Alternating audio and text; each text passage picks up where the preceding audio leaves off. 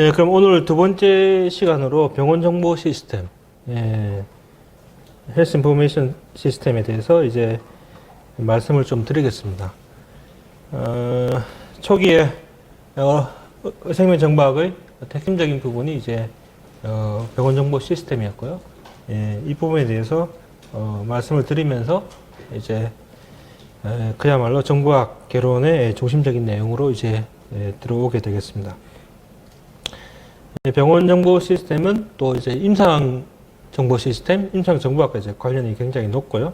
이에 대한 어떤 이해에서부터 좀 더 나가서 좀 이해를 하시면 되겠습니다. 일단 임상 정보학이 주로 다루는 게 이제 병원 정보 시스템이 되겠죠, 그죠? 임상 정보학은 의료 서비스 제공을 위한 어떤 정보학과 정보 기술을 응용한 것이다. 그래서 정보 기술이 어떻게 의료 분야에 적용될 수 있느냐? 의료 분야에서 임상의사에 대한 정보를 사용하는 것과 관련된 것을 보고 데이터를 효과적으로 검수하고 또 사용할 수 있도록 구조하는 것을 포함하고 있습니다. 그래서 굉장히 이 토픽 레인지가 넓습니다. 임상 문서에서 처방 입력, 시스템 설계에서부터 구현 이런 문제, 여기에 임상 의사결정 지원 시스템, 영상 여러 가지들 이런 것들을 굉장히 복잡한 부분을 다루고 있습니다. 그리고 병원 정보 시스템은 그야말로 의료 정보를 다루고 있죠. 환자 진료, 교육, 경영, 관련된 각종 정보들을 다 모으고 있고요. 이것들을 서포트하기 위해서 이제 위한 시스템들을 다루고 있습니다. 그래서 병원의 진료 업무, 병원의 업무와 관련된 모든 정보를 관리하는 시스템이 의료 정보 시스템이라고 이제 하고 있고, 여기에는 진료하는 부분, 진료를 지원하는 부분, 원무, 경영, 이런 부분들이 다 들어와 있어서 이것들은 결국 병원 업무의 효율화와 생산성 향상, 그 다음에 양질의 의료 서비스, 이런 부분들을 담당하고 있는 겁니다. 그래서 한마디로 말하면은 병원 정보 시스템은 진료 및 진료 지원 체계를 전산화시킨 병원의 자동화 시스템이다. 이렇게 말씀드릴 수 있고요. 임상의 정보를 다루는 게 처방 전달 시스템 이런 부분이 되어 있고, 임상 의사결정 지원 시스템, ADT라고 불리는 것은 Admission Discharge Transfer. 우리나라에서는 잘 안 쓰지만 해외에서는 ADT라는 말을 굉장히 많이 씁니다. 그 다음에 빌링하는 문제, 그 다음에 영상과 관련된 정보 시스템, 검사실과 관련된 정보 시스템, 기록과 관련된 전자업무 기록 시스템, 의사결정 지원 시스템, 이런 부분들이 병원 정보 시스템이 대표적인 부분이 되겠습니다. 그래서 이거는 굉장히 복잡합니다. 이거는 좀 단순화된 그림인데, 이거는 미국 유타 그쪽에 있는 이제 인터마운틴 헬스케어 쪽에서 이전에 발표한 그쪽 병원의 어떤 시스템인데, 여기에 보면은 검사실, 영상, 그렇죠? 수혈, 응급실, 이런 것들이 있죠. 그 다음에 도큐멘테이션 하는 부분도 있고요. 여기에 외부와 관련된 여러 가지 스케줄링이나 이런 부분들이 또 있습니다. 이 데이터, 이 시스템들이 딱 연결을 해야 되는데, 이 연결하기 위해서 중심에 뭐가 있냐면은, 인터페이스 엔진이 있습니다. 인터페이스 엔진이 있고, 이 데이터들을 또 다 모아놓은 걸 CDR라고 해서 클리니컬 데이터 리포지터리라고 하는 게 있는데, 이걸 다시 데이터 웨어하우스로 옮기는 이런 과정들이 있고, 결국 이 복잡한 시스템들이 뭐냐면은 하나의 회사에서 만든 게 아니에요. 여러 회사들에서 만듭니다. 그렇기 때문에 어떻게 되죠? 이 인터페이스 엔진이라고 하는 게 굉장히 중요한 개념으로 들어오는 거죠. 우리나라에는 기존의 이야기하기를 통으로 개발했다고 되어 있어요. 그야말로 무슨 말이냐면 인터페이스 엔진보다 시스템의 어떤 무결성 이런 부분들을 굉장히 강조했던 부분이겠죠. 그런데 아무리 제일 처음에 이 통으로 개발한 시스템도 나중에 새로운 시스템을 들어오려고 하니까 인터페이스 엔진이 필요할 수밖에 없는 거예요. 그죠? 병원이 모든 걸 다 개발할 수가 없습니다. 그래서 지금 현재 시스템들은 완전히 통으로 되는 거, 여기에 다른 외부 시스템, 인터페이스 이렇게 되는 거죠. 그래서 이렇게 인터페이스 엔진을 가지고 하려고 하면 어떻게 되죠? 결국 데이터 표준, 그죠? 전송 표준 이런 부분들이 강조가 될 수밖에 없는 그런 게 되겠습니다.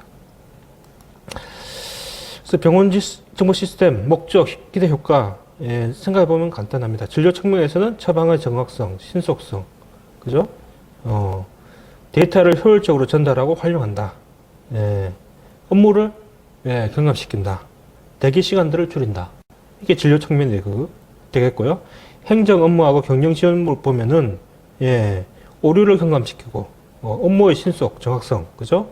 원가 분석, 이런 데 할 수 있고, 자료 관리, 당연히 인건비 절감 등의 경제적 효과도 같이 생각해 볼 수 있고, 교육 연구, 결국 이미 만들어진 데이터를 가지고 얼마만큼 잘 활용해서 지금의 문제를 분석하고 개선해 나갈 수 있느냐 하는 쪽으로 또 활용될 수 있는 겁니다. 국내 병원 정보 시스템 역사를 보면은 가장 큰 요인은 의료보험. 병원이 살아남아야 됐어요.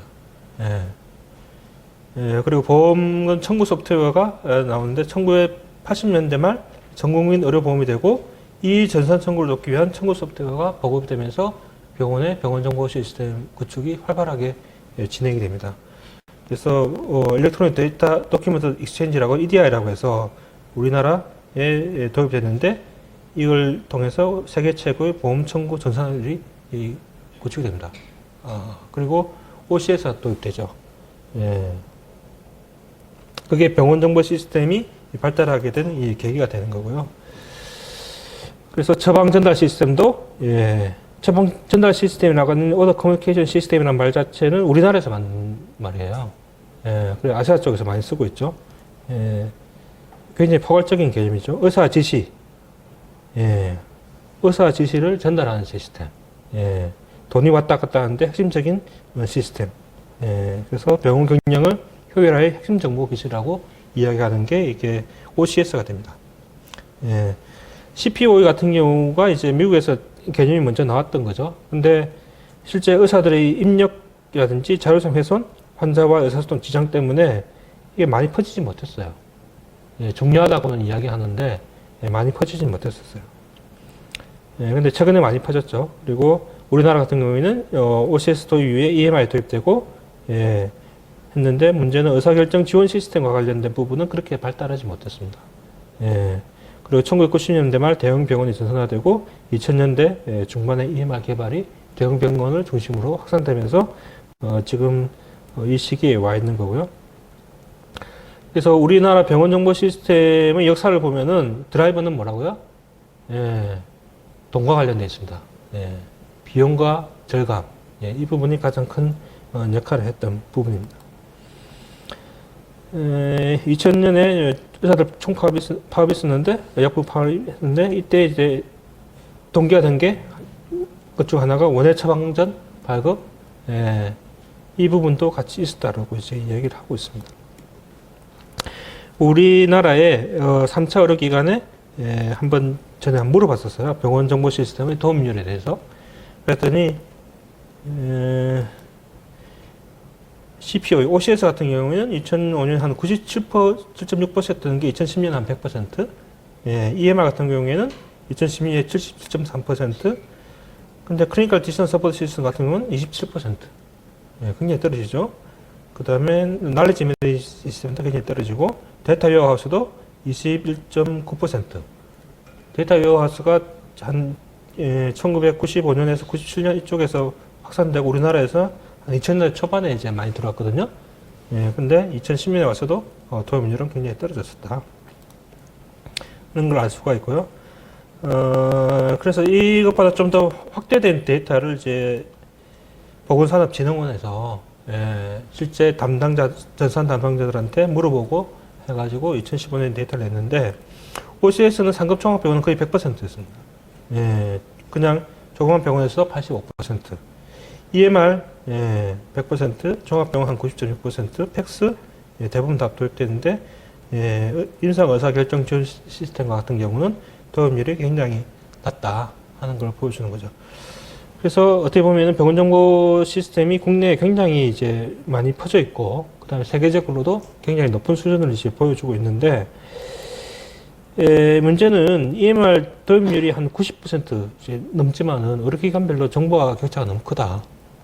표준화되어 있지 않고, 그래서 이 잘 수집된 데이터를 예, 병원끼리 예, 뭐죠? 주고받기가 어려운 거예요. 예, 그런 문제가 생겼죠. 그래서 그 부분의 문제라고 하는 이야기들은 뭐 물론 그 전에도 있었지만 예, 2015년부터 계속 뭐 그 전부터 계속 그 이야기들이 크게 이제 나오고 있습니다. 그래서 뭐 분당 서울대병원 교수님은 예, 표현하자기 시급하다. 그래서 한국형 전자무력은 저른발이다. 예, 이런 이야기들을 했죠. 지금도 그런 이야기들이 나오고 있습니다. 근데 미국 같은 경우에는 미국에서 이제 오바마 케어가 시작되면서 하이테크 액트라고 하는 예, EMR을 보급하는 이제 사업을 했어요. 정부 주도로. 그렇게 해가지고 2009년 정도부터 시작을 했는데 이때 보니까 예, 그 법을 시행을 하면서부터 EMR 도입률 예, 굉장히 올라갔습니다. 그래서 이게 뭐 베이직 EMR이라고 하는데 이게 All Certified EHR이라고 하는 이 부분 보니까 엄청나게 높죠, 그죠? 예.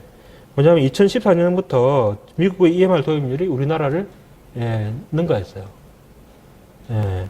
이 정부 주도에서는 정부가 인정하는 EMR 시스템을 도입을 해서 쓰는 기관의 의사들에 대해서는 인센티브를 줬습니다. 예. 그래서 성공을 했죠. 예. 그래서 도입률이 굉장히 높아지고 있다. 예. 근데 우리나라는 왜 못했느냐? 예. 이게 문제인 거죠. 우리나라는 그 전까지도 병원 정보 시스템 도입률, EMR 도입률 세계 최고였어요. 예. 근데 성장하지 못했어요. 미국만큼, 그죠? 예. 왜 그랬을까? 예. 그 중에 하나는 정부의 어떤 지원도 문제가 됩니다. EMR이 나름대로 절름발이가 된 이유 중에 하나는 예, 정부 기관의 지원이 제대로 되지 못했다. 이 부분도 있는 거죠. EMR이 가져야 될 어떤 필요한 요건들, 예, 이런 것들을 어떻게 보면 국가 차원에서 정해줄 필요가 있는 거죠. 예, 그런 걸 못한 거죠. 그래서 지금 국가에서 전자의무 기록 시스템 인증제를 이제 막 도입을 하려고 하고 있습니다. 이미 내부 검토는 다 끝났고 이것을 담당할 기관까지 만들었고 그래서 뭐 8월 내로 뭐 고시한 마련을 해주려고 한다는데 이게 아마 지금은 아마 좀 늦어져 가지고 올해 내에 시행을 하겠다. 지금 현재는 뭐냐면은 자발적인 참여입니다. 예, 근데 이게 좀 더 지나면은 강제가 되겠죠. 예. 그래서 EMR에는 그야말로 EMR이 갖춰야 될 요건들이 있어요. 예, 그죠? 그런 것들이 나름대로 보장이 돼야지 그야말로 안전한 헬스 사이트라고 하는 걸 쓰는 게 이제 보장이 되는 겁니다. 예. 그래서 절름발이가 이제 제대로 될 수 있을지 이제 기대를 좀 하고 있는 상황이 되겠습니다. 지금 현재. 그래서 각각에 대해서 좀 살펴보면 처방 전달 시스템은 의사의 지시 정보, 예, 이를 수행한 결과를 병원 내 부서에 서로 연결시켜 주는 겁니다. 예. 의사의 지시가 있어야지 병원에서 시스템 뭐가 서비스가 돌아가잖아요. 예. 그래서 그것을 관리하는 시스템이기 때문에 병원 정보 시스템의 코어라고 볼 수 있고 여기는 원무에서부터 예, 진료를 지원해주는 시스템, 그 다음에 실제 진료를 하는 데 도움을 주는 시스템 이런 게 있습니다. 그래서 예, 그야말로 다 연결이 돼서 예, 서비스를 하는 예, 그런 부분이 되겠고요. 그래서 기능 그야말로 예, 의사 지시를 입력하는 것을 도와주는, 그리고 여기에서 의사결정을 지원할 수 있는 부분이 있으면 지원해주는 거, 그다음 결과를 보고한 것을 또 도와주는 거, 그 다음에 메시징을 도와주는 거, 그 다음에 환자를 진료하는 데 도움을 주는 이런 부분들이 있고, 미국에서는 예, CPO라고 해서 쓰는 시스템이 있다. 이렇게 말씀을 드리는 겁니다. 이거는 서울 아산병원 이전 처방 전달 시스템인데요. 예, 이 위에 보면은 환자를 확인할 수 있는 예, 등록번호라든지 환자 이름, 연령, 예, 성별 이런 것들이 포함이 되어 있고, 예, 옆에 환자한테 좀 필요하다고 보이는 예, 여러 가지 정보들을 모아두고 있죠. 이게 실제 처방하고 처방 내용들을 보여주는 이제 예, 화면들이 되어 있고, 한쪽에는 예, 오더 셋을 만들어서 사용자별로 혹은 진료과별로 관리해서 활용할 수 있도록 했습니다. 그리고 여기에는 항균제라든지 뭐 항암요법 예, 예, 이런 것들은 의사결정을 지원하는 시스템으로서 도입이 돼서 같이 쓰이고 있고, 이 화면 구성들이야 뭐 병마다 다르지만 유사한 기능들이 처방 전달 시스템에는 들어가 있습니다. 미국의 저기 비스타라고 해서 미국 보훈병원 CPRS 시스템인데요. 이게 OCS 시스템이죠. 이게 아마 전 세계적으로 다른 외국의 어떤 처방 전달 시스템을 만드는 어떤 중요한 어떤 백본이 되는 어떤 시스템인데, 보면 여기서도 굉장히 복잡해 보이지만 내용은 간단합니다. 환자한테 처방할 내용들, 그것들을 모아서 처방을 하고, 그 다음에 처방한 내용들, 이런 부분들을 자기들이 이미 만들어 놓은 것들은 세트로 저장을 해서 활용하고 이런 것들입니다. 이게 언제 그냥 98년 뭐 언제 그때쯤 데이터 같은데, 그때 이렇게 됐던 게 다음에는 좀 더 발전해서 UI가 이제 변경이 되는 거죠. UI는 변경이 되는데 내용은 거의 유사한 부분입니다. OCS 같은 경우 중에서 이제 클리니컬 프랙티스, 진료와 관련된 거, 처방, 수술, 간호, 투석, 치료 방사선, 그 다음에 전원, 그 안에 들어가 있는 내용이 굉장히 많아요. 그 다음에 진료 지원과 관련된 부분도 검사, 약국, 업무 기록, 영양급식, 건강검진, 굉장히 많죠. 실제 업무 흐름과 관련된 대부분의 시스템이 OCS와 연결되어 있어요. 그래서 이 시스템이 굉장히 또 복잡합니다.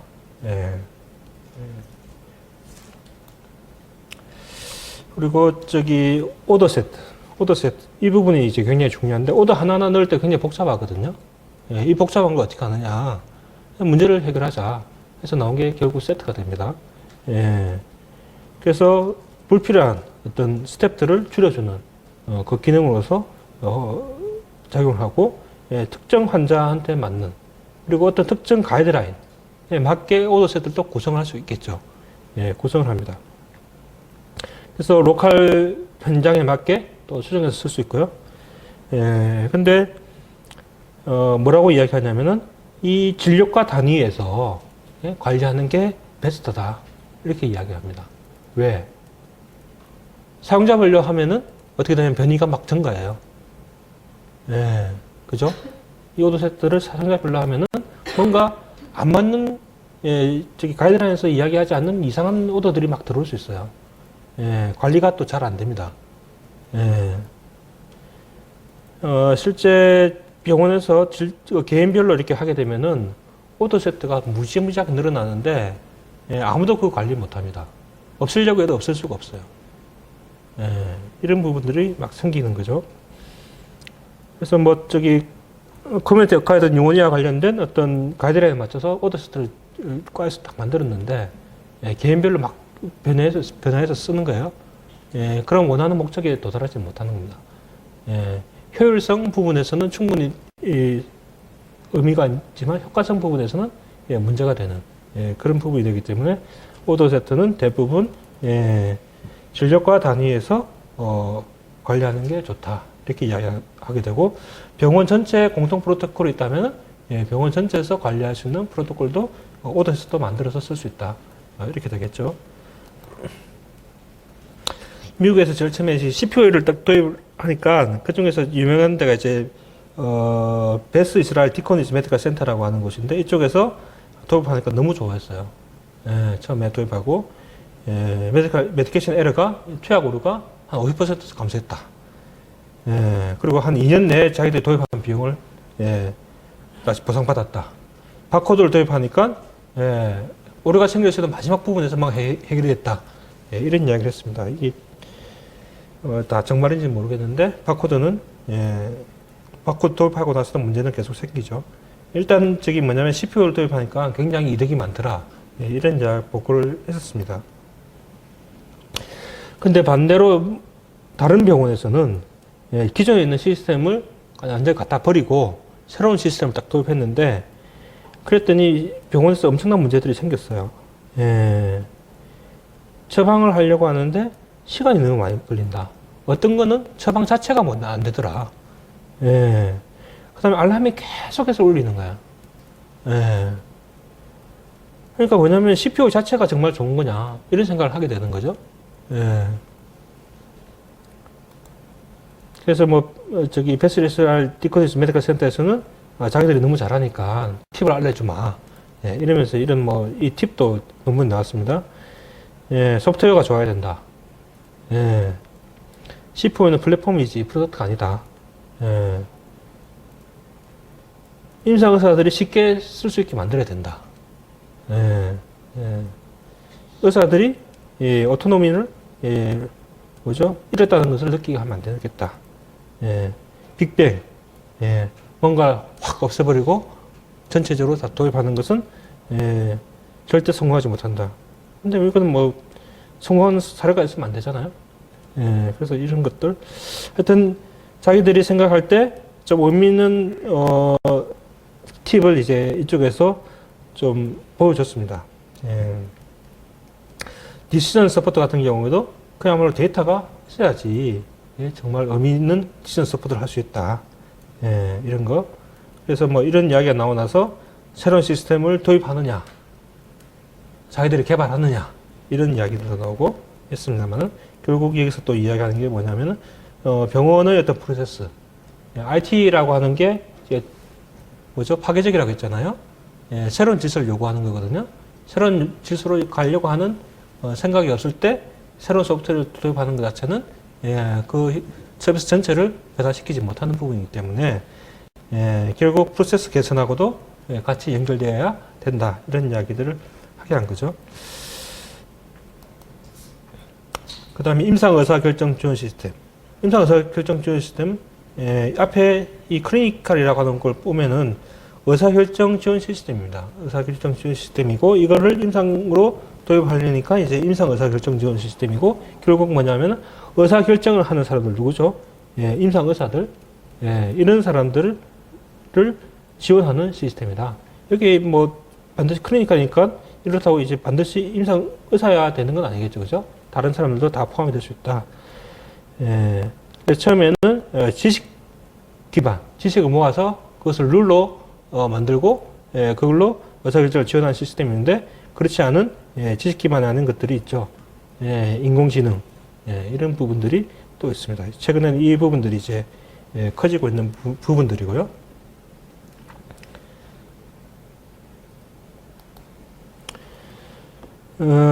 이게 뭐 이거는 그 중에서 하나가 이제 케모세라피 매니지먼트 시스템, 그야말로 항암제 관리 시스템. 항암제가 굉장히 복잡한데 나름대로 프로토콜화 되어 있잖아요. 굉장히 어떻게 보면은 시스템을 구현하기 좋은 부분입니다. 실제 그렇게 했더니 뭐 서울 아산병원 같은 경우에는 항암제 처방 오류를 41.6% 감소했더라. 이런 이야기를 하는 거죠. 결국 프로토콜을 만들어서 변이를 줄이고, 그죠? 환자의 또 스페시피한 정보에 바탕한 서비스를 제공할 수 있는 그런 부분이 되겠습니다. 이런 것들이 항균제 뭐 굉장히 많겠죠. 실제 데이터를 가지고 있기 때문에 이 부분을 구현하는 것 자체는 실제로 병원이 돈을 들이면 어렵지 않게 구현을 할 수 있습니다. 근데 EMR, EMR은 그야말로 진료 기록을 뭐 전산한 거죠. 근데 그 개념은 더 커집니다. 실제 종이 기록을 전산하는 거하고 전자적인 환경에 맞는 기록 시스템을 만든다고는 좀 다르거든요. 초창기 우리나라에서는 어떻게 됐냐면은 기존에 있는 기록을 그야말로 전산으로 옮기는 것에 집중을 했습니다. 근데 지금은 어떻게 해야 되냐면은 전산 환경에 맞는 EMR 시스템이 만들어서 돌아가야 된다 하는 부분이 되겠습니다. 이전에 뭐 일렉트로닉 페이션 레코드 이런 말도 썼고 많이 쓰는 게 일렉트로닉 헬스 레코드인데 그 부분에 대한 이야기를 좀 더 이따가 이렇게 말씀을 드리겠습니다. 전자 의무 기록은 의무 기록의 역할을 하고, 의무 기록이 또 관리가 이제 복잡하죠. 그죠? 종이 기록하고 봤을 때 장점이 굉장히 크다고 생각하는데 단점도 있습니다. 그 다음에 전자 의무 기록의 목적과 기대 효과에 대해서도 생각을 좀 해봐야 되고요. 우리가 흔히 이야기하는 전자 의무 기록, 일렉트로닉 메디컬 레코드는 대부분 한 의료기관 내에서 사용되는 걸 이야기합니다. 근데 반면에 일렉트로닉 헬스 레코드는 여러 의료기관 걸쳐서 자료가 생성되는데 개인의 건강 관련된 전자 기록을 이제 이야기하는데, 결국 이렇게 되려면 어떻게 되냐면은 상호 운전성이라고 하는 게 필요해지는 거죠. 근데 이제 대부분 사람들이 EMR하고 EHR을 같이 사용합니다. 그래서 어떤 경우는 뭐 EHR이라고 쓰기도 하고 EMR에다 쓰기도 하는데, 좁은 의미로 EMR을 가르치는 경우들이 굉장히 많고요. EHR 같은 경우는 우리나라에 EHR이 있느냐 맞는 말하기 힘든 부분이 있죠. 그죠? 해외도 마찬가지죠. 전체적으로 모든 것들의 데이터를 관리하는 시스템은 아직까지 없다. 그래서 지금 EMR 이쪽에 이야기를 많이 하는 거고, 퍼스널 헬스 레코드는 뭐냐면은 주체가 개인이 됩니다. 개인이 자기의 건강 정보와 관련된 소유권, 활용권 이런 부분들을 가지고 있는 겁니다. 또 개인 혼자 하기는 힘들겠죠. 그래서 이걸 서포트하는 다른 시스템이 필요한 부분이 되는 거고요. 그래서 위 부분은 결국 한 의료기관이냐 국가 차원의 어떤 개인 건강 기록이냐 이런 것에 따라서 다른 부분이 되겠습니다. 그래서 전자 의무 기록이 나오니까 왜 그럼 이게 병원에서 도입해야 되냐, 사람들은 많은 이야기를 했겠죠. 그랬더니 일단 의무 기록의 접근성이 향상된다. 그 전에 옛날에 의무 기록 미비 때문에 의무 기록실을 맨날 왔다 갔다 하는 사람들 이야기 들어보고 의무 기록실 이야기 들어보면 이게 없으면 안 돼요. 의무 기록이 딱 하나잖아요. 그러면 그 사람에 대해서 정보를 보고 싶어도 볼 수 있나요, 없나요? 없습니다. 태어나면 끝입니다. 기록은 항상 진료를 보는 진료과, 병동, 그죠? 다 돌아다니거든요. 엑스레이도 마찬가지죠. 그래서 보면 언제 어디서나 필요한 자료를 찾을 수 있다. 동일한 자료를 공유하고 필요한 정보를 빨리 찾을 수 있다. 그 다음에 퀄리티, 의무 기록의 어떤 양식을 표준화함으로써 반드시 입력해야 될 거, 이런 것들을 정함으로써 자료의 표준화 구할 수 있죠. 입력 오류, 텍스트 입력하지 못하고 선택하게 해서 입력 오류를 방지할 수도 있습니다. 그래서 의료 정보의 질을 향상시켰다. 뭐 이런 이야기도 있고요. 그 다음에 임상 활동에서 지원다, 연구라든지 QA 활동 이런 거 다 지원할 수 있다. 그 다음에 의무 기록의 관리의 효율화, 차트가 없어진다. 대출, 배송, 중간에 어떻게 되죠? 로스, 이런 부분 다 됐죠.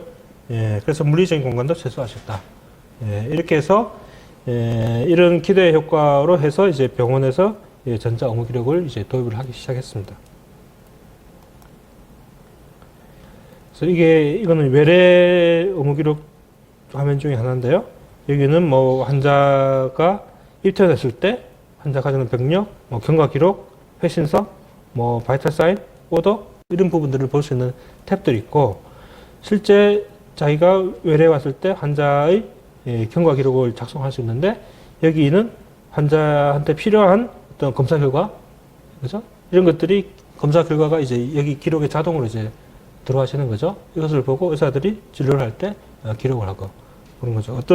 처음에 도착했을 때는 어떤 분은 나는 이제 타이핑을 잘 못하니까 펜으로 쓰겠다 해서 쓰신 분도 있고요.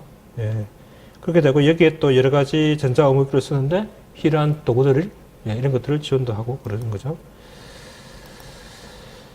이거는 뭐냐면은 이 화면 하나에서 진료를 다 끝낼 수 있도록 화면들을 다 모아놓은 겁니다.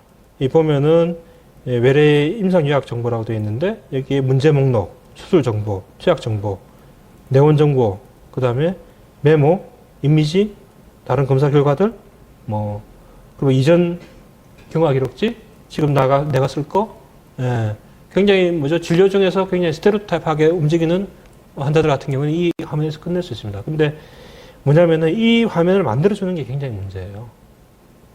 이 화면을 만들어주는 게 굉장히 힘듭니다. 정보 소스들을 다 끌어모아야 되거든요. 그러니까 이 시스템이 이걸 지원하지 못하면 해결할 수가 못하는 거예요. 미국 같은 데서 어떻게 하느냐? 이 정보들을 미리 모으는 사람이 있어요. 우리나라에서는 이 미리 모으는 사람이 이걸 다 작성해 준다? 돌리기 힘들거든요. 그래서 자동으로 돌려고 하니까 더더욱 힘든 거예요, 또. 시스템이 그만큼 부하를 겪을 수 있어야 된다 하는 부분이 되겠죠. 그래서 이런 화면을 만들어서 제공하는 데가 그렇게 많지는 않습니다. 그리고 모바일. 아까 말씀드린 모바일이고요. 서울아산병원에서는 한 2010년부터 모바일로 해서 했더니 사람들이 굉장히 많이 썼어요. 2004년에도 만들어서 했는데 그때는 예, 많이 안 썼고 2010년에 좀 작게 시작했었는데 굉장히 많이 썼습니다. 실제 사용하는 걸 봤더니 이게 이 두 가지 점선으로 된 피크가 뭐냐면은 병원의 어떤 CPU 점유율이거든요. 보면은 평일날 어떻게 아침 10시, 오후 2시 예, 이때 제일 접속이 많습니다. 모바일은 어떻게 되느냐? 예, 아침 일찍 6시에서 한 10시 점심때가 아니고 점심때 조금 올라갔다가 저녁 때 올라가죠. 그리고 언제까지 쓰느냐? 예, 뭐 새벽 1시 이때까지 씁니다. 예, 제일 심할 많이 쓸 때가 이때. 어떨 때죠? 아침 회진. 그죠? 예, 이때 굉장히 많이 쓰더라. 그러니까 실제 이 말은 뭐냐면은 진료 현장에서 많이 활용을 하더라. 뭐 이런 이야기가 같은 부분이고요. 그리고 EMR은 이제 임상 시험에서 소스 자료가 됩니다. 이전에 지금은 뭐 옛날 이야기가 됐지만 이전에 EMR이 등장했을 때 이게 임상 시험의 어떤 문서가 될 수 있느냐 종이 기록이 아닌데 그래서 이걸 여기에 필요한 게 뭐냐면은 보안도 돼야 되고 이게 데이터가 언제 고쳐졌는지 그죠?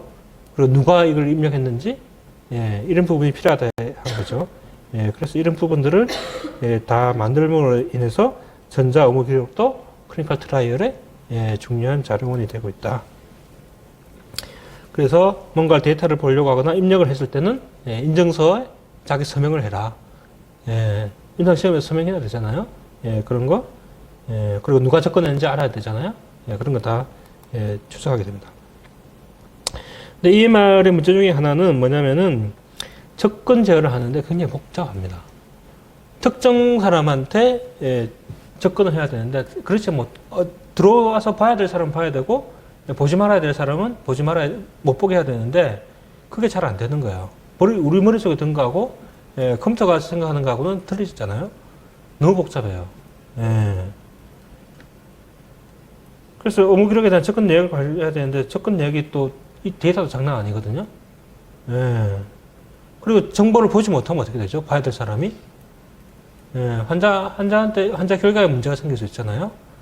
굉장히 복잡합니다. 그래서 여기에 대처하는 방안이 여러 가지 방안들이 있는데 이 복잡한 데이터를 다 관리하는 데가 있고 이 복잡한 데이터를 관리하지 않는 데도 있어요.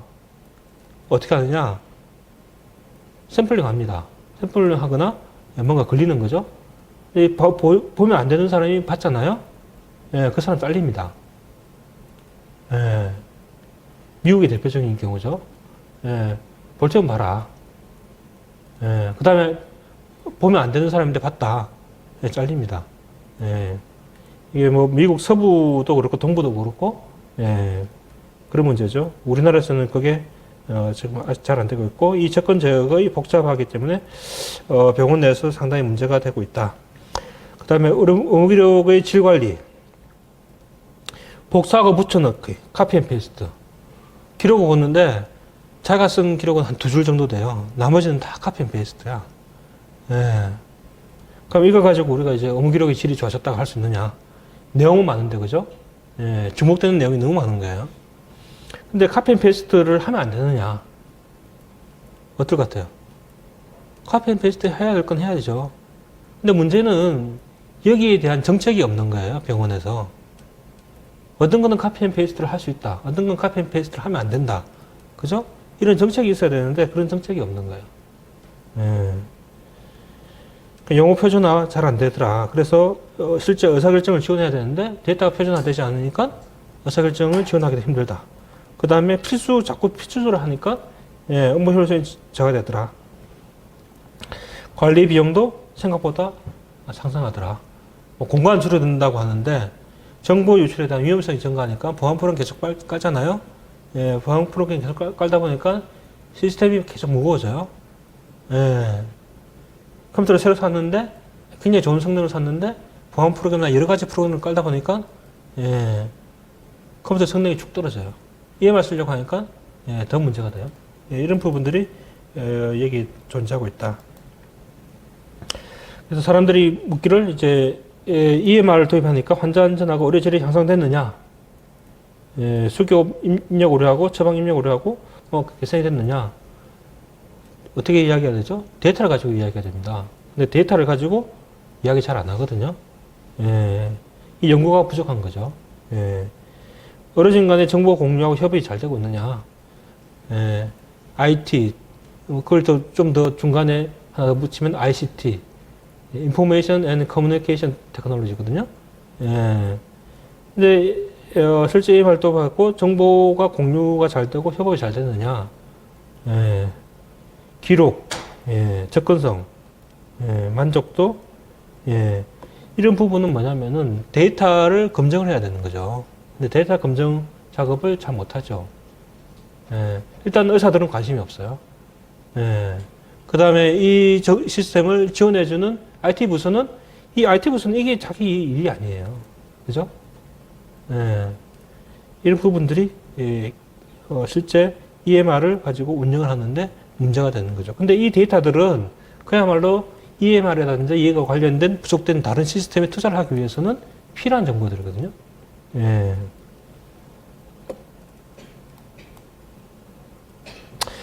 그렇게 EMR을 도입했더니 최근에는 이제 넥스트 제너레이션 EMR 이야기가 나오죠. 옛날에 이제 언제였죠? 가트너가 2010년, 2009년 예, 이때 이제 나오기를 넥스트 제너레이션 EMR, EHR 이렇게 이야기하면서 제일 처음에는 예, 데이터를 이제 모으는 정도였다. 예, 두 번째는 그야말로 자료를 입력해 주는 사람들이다. 그다음 2010년 정도에는 어르신들 도와주는 정도로 개발됐다. 예. 그 다음에 2015년 정도가 되면은 어떻게 된다고요? 내 동료처럼 뭐 역할을 할 거다.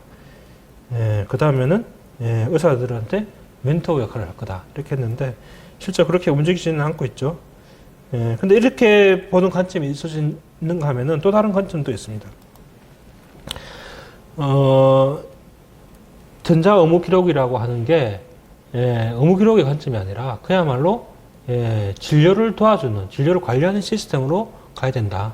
하는 이야기를 하는데, 예, 여기 뭐 존 할랑카라고 하는 사람이, 뭐죠? 아까 베스 이스라엘 디커니즈 메디컬 센터 이야기 했잖아요. 여기에, CIO, 그 다음에 하버드 메디컬 스쿨의 또 CIO, 이렇게 되는 사람인데, 이 사람이 포스트 EHR 에러라는 이야기를 하면서 앞으로, 케어 매니지먼트 시스템을 가야 된다. 어떤 특정, 환자의 질병, 예, 환자가 입원했을 때부터 이 환자를 관리하는 시스템을 가야 된다. 예, 단지 기록하는 시스템이 아니다. 예, 이렇게 해서 또 다른 관점으로서 가야 된다 해서 여기 어떻게 되죠? 예, CMMR, 뭐 케어 매니지먼트 메디컬 레코드 예, 이런 개념으로 갈 필요가 있다 하는 이야기를 했습니다. 그래서 뭐 암 환자, 당뇨 환자, 예? 뭐 천식 환자, 뭐 이런 환자들 대상으로 질병 전체를 예, 바라보고 관리해 줄 수 있는 시스템으로 가는 게 필요하다 하는 이야기를 하고 있습니다. 팩스 같은 경우는 그야말로 데이터를 디지털 형태로 예, 받아가지고 그죠? 저장하고 다시 예, 전송해주는 예, 그런 부분이 되고요. 여기서는 데이터 영상을 관리하고 전송하는 시스템을 모두 포함하고 있습니다. 그래서 일단 데이터를 모으는 시스템, 예, CT든 MRI든 예, 그 엑스레이든 데이터를 모으는 시스템이 있고요. 그 다음에 이걸 데이터를 전송하는 시스템이 있고, 예, 데이터를 볼 수 있도록 예, 판독실이나 진료실로 쏘아주는 시스템이 있습니다.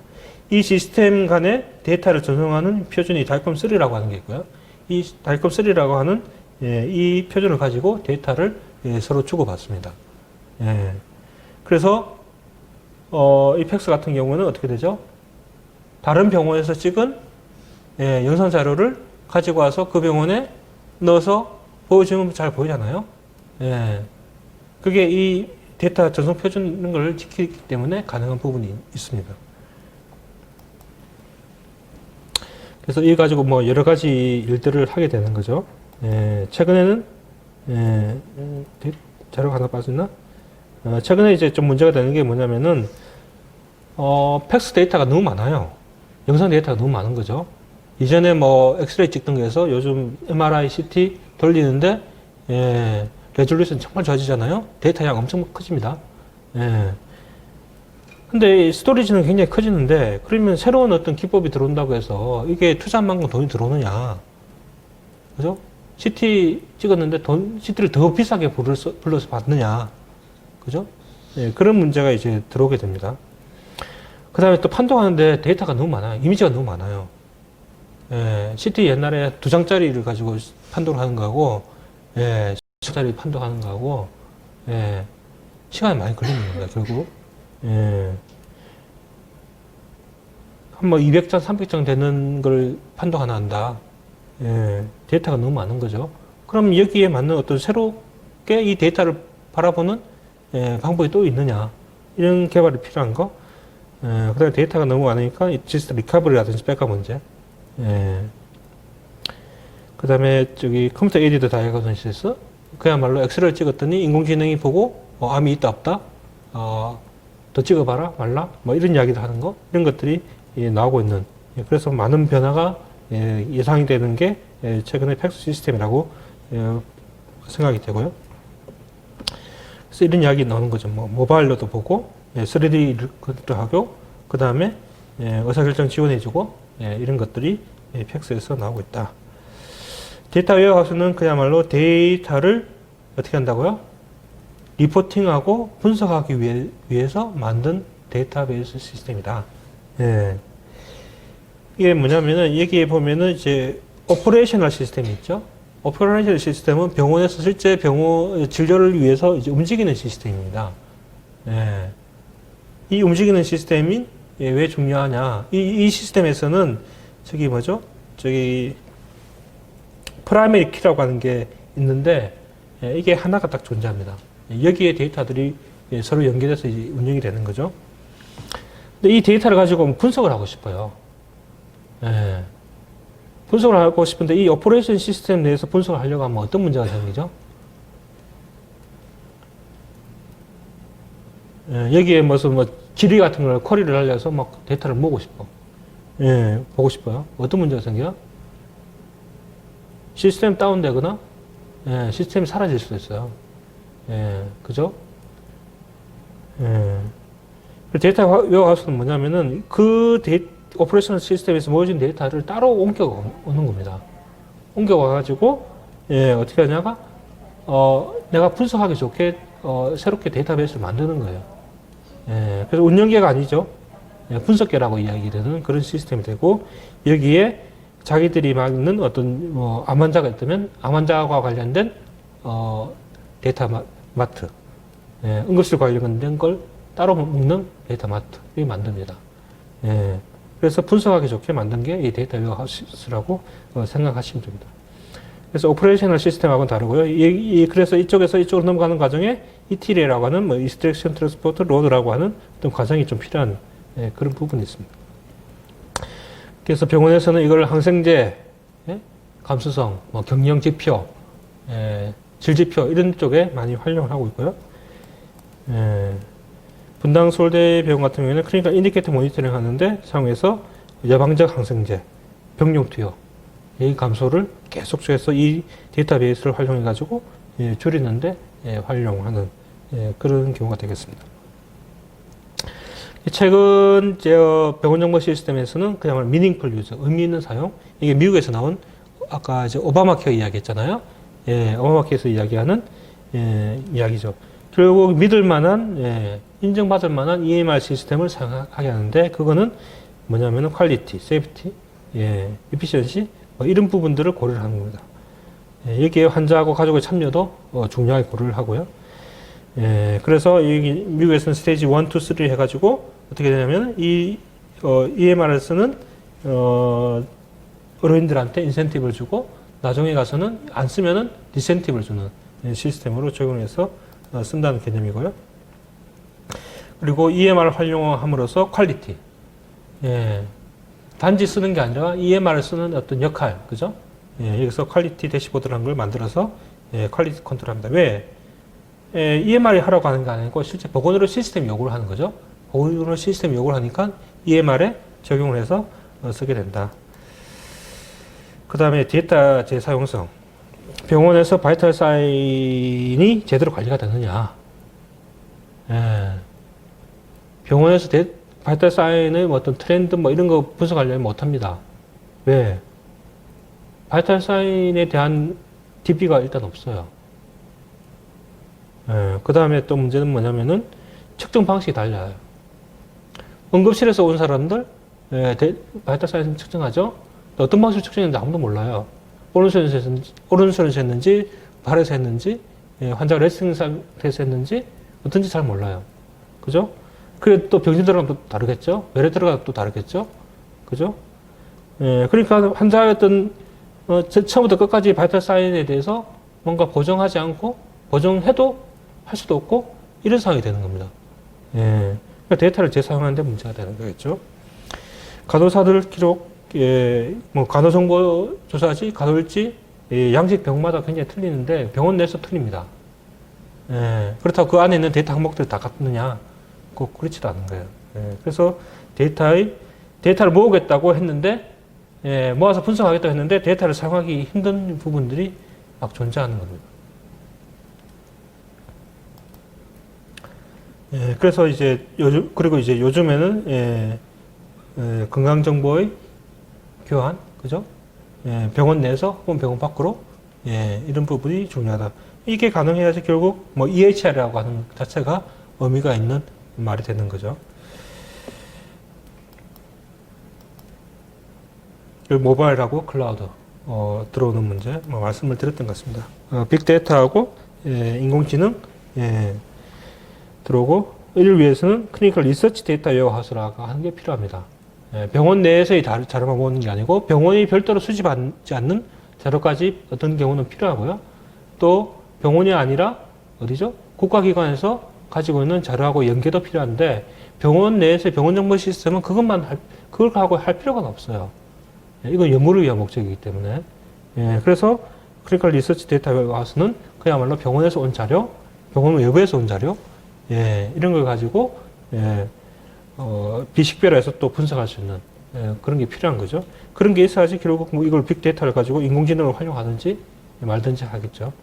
그래서 그야말로 새로운 어떤 등장하는 이런 연구를 위해서는 이런 부분이 데이터 웨어하우스가 필요한데 어떤 데이터 웨어하우스요? 연구를 위한 부분이 필요하다. 환자 중심적인 서비스에 대해서는 이제 말씀을 드렸고요.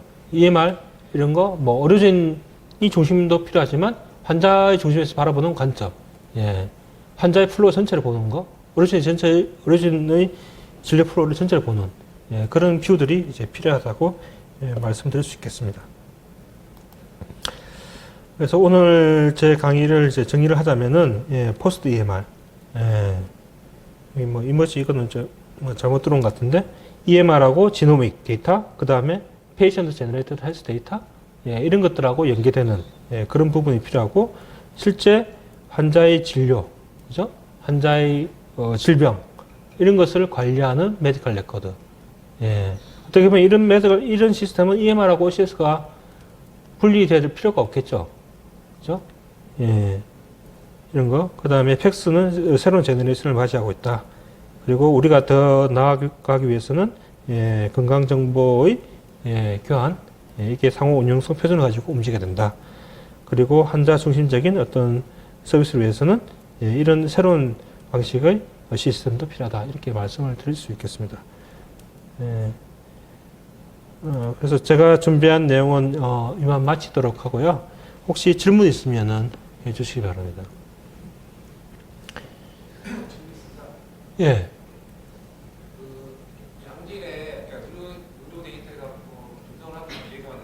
예. 양질의 데이터 생성이 돼야 되고, 양질의 데이터를 생성하기 위해서는 그 데이터를 입력하시는 분들의 사용하는 IT 소프트웨어가 양질이 고도화가 돼야 될 것 같은데, 혹시 이런 식의 어떤 데이터를 소프트웨어적 관점에서 어떤 사용자분들이 입력을 편하게 하고 효율적으로 하는 소프트웨어를 만들 수 있는 그런 분석을 한다거나 그런 거에 대해서 활동하고 계신 게 있는지 아니면 그런 학회에 대해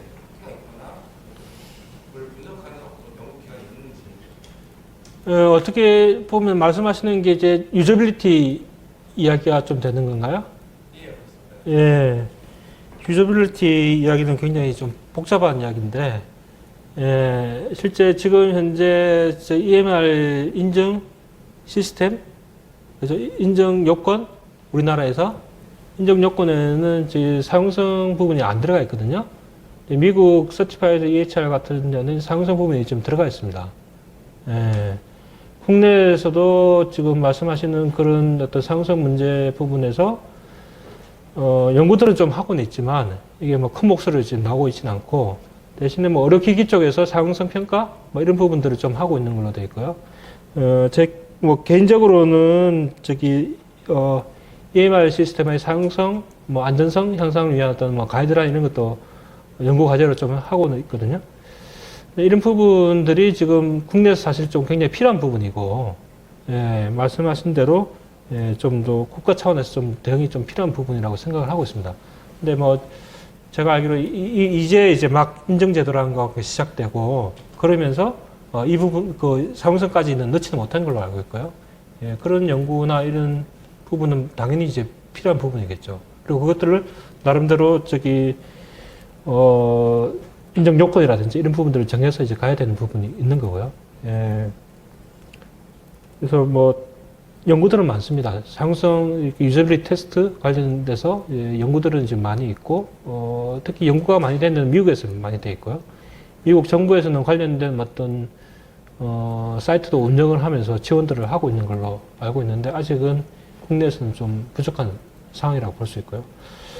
미국은 그러니까 2011년 미국 의학관리원 여기서 이제 헬스 IT 앤 페이션트 세이프티라고 하는 이제 보고서를 내면서 어떤 이야기를 했냐면은 의료정보 기술을 이제 안전하게 만들어야 되고, 예? 그 다음에 안전하게 사용을 해야 되고, 예, 그 다음에 환자 안전을 향상시키는 데 활용해야 된다. 예, 이런 세 가지 관점에서 이야기를 하거든요. 예, 그래서 안전하게 만드는 관점, 그죠? 예, 이 관점이 바로 사용성하고 관련이 있는 부분, 그 다음에 기능성하고 관련이 있는 부분으로 해서 정의를 하고 있고요. 예, 국내는 아직 좀 미흡하지만 향후 좋아질 것으로 생각을 하고 있습니다. 예.